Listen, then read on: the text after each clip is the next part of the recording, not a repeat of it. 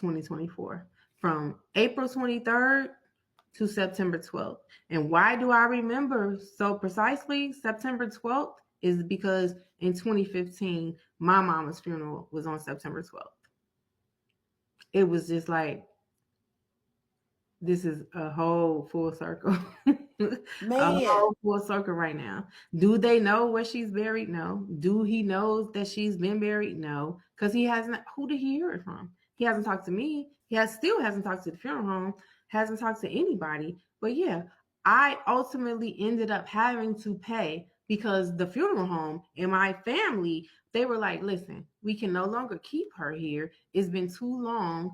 Like, I was trying everything over that time, over that amount of time, calling for support, financial assistance, lawyers, everything, trying to get this thing handled. But ultimately, you can only do so much because you're not her daughter, right? And so this took for him to kind of pick up. Absolutely. He's her next of kin, right?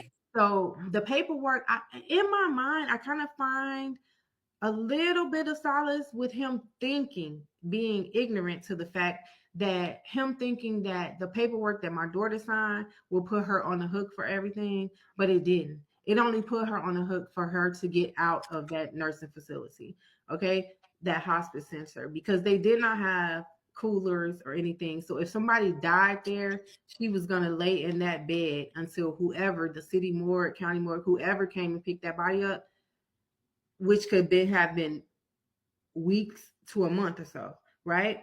But they pushed that for my daughter to do because it would have her body would have been gone quicker, right?